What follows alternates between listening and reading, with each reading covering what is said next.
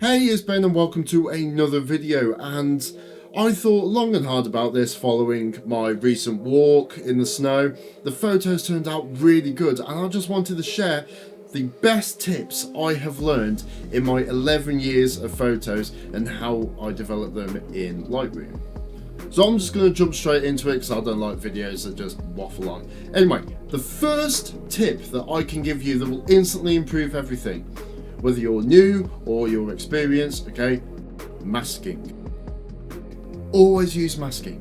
We've all had it where we've seen photos where, let me look at the monitor, it's got like vignettes around the corners, yeah? Just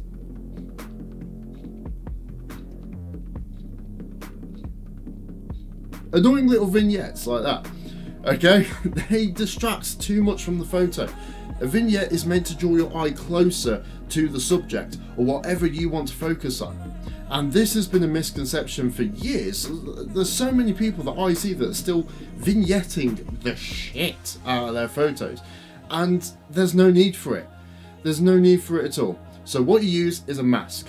So for example, let's take this photo here. So what I did was I just done my normal adjustments as I usually would, which I'll explain later in this video.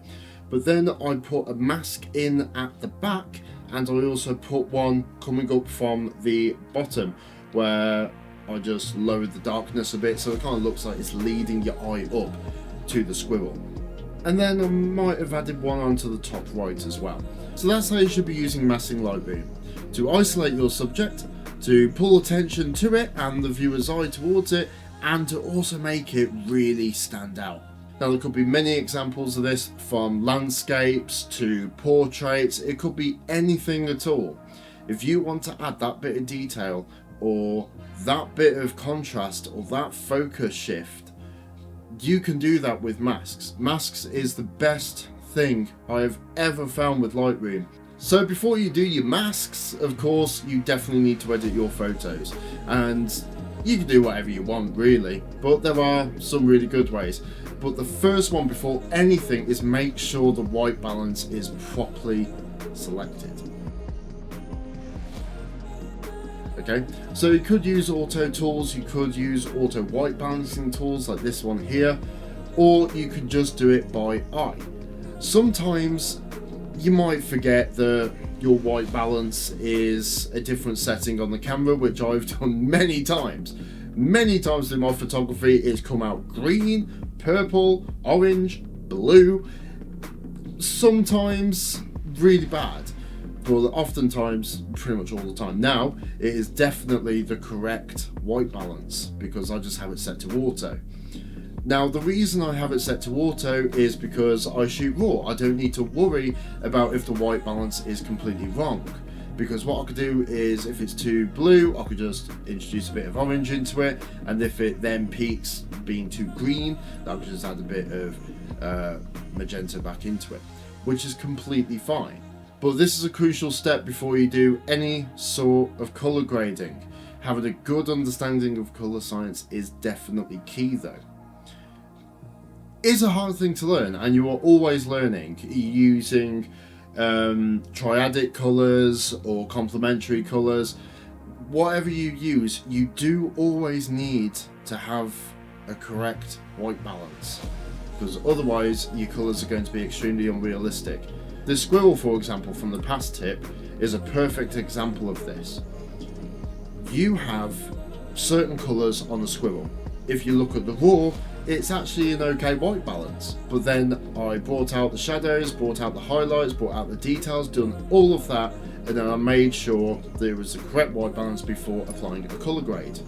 So definitely always use a good white balance and make sure it is always properly set so you have a good understanding of what the original colors from that photo looked like. So this one is more so aimed for the beginners. When I was a beginner, I underexposed every photo, okay, or I overexposed it. The data for my old camera wasn't the best, so I wasn't able to bring out the shadows, I wasn't able to dial down as much highlights as I can, especially with the A7 III. It was bad, it was really bad. what I done, yes, I learned the masking, but I also learned I shouldn't be scared of overexposing or bringing out the details a bit more. Especially with Lightroom now, you can use auto noise reduction or things like that. It's a lot easier to make your photo better now than it was back then. But even if you're dealing with something basic, don't be afraid to overexpose your shadows a little bit or your highlights just a tiny bit. Don't do it really bad. Don't do it a lot, but you can do it a little bit. But this will make your photo pop a lot more. Combine that with masks and it will look absolutely incredible. So don't be afraid to bump that exposure meter up, dial your highlights down and lift up the shadows and crush the blacks a bit. Now this next one might be controversial, it might not be, but this is coming from a professional photographer who's been doing a lot of photography for many years. Use presets. Say for example, your photo's all done, it's white balanced correctly, everything's great, you need a color grade, but you don't know what to do. You look at the tone curve, you look at the color wheels and you think, what the hell am I doing here? Honestly, it is complicated. But on the left side of the panel, with most additions to Lightroom now, comes with presets. I normally use the Cinematic 2 presets. I think for this photo of a Kestrel, I use one of the Cinematic presets. But usually Cinematic 2 is what does it for me. I'll apply that color grade and then I will change things around it.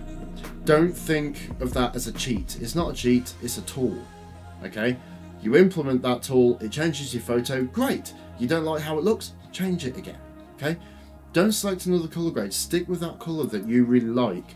But if it's dyed down the shadows a bit, lift them up. If it's dyed down the whites a bit, lift them up. Just make sure not to ruin your photo, because I've done that many times. Honestly, awful. Don't do it. And this last one that I cannot stress enough. Really be careful with these sliders here. Texture, clarity, and sharpness. Those are the things that will ruin your photos if not used correctly.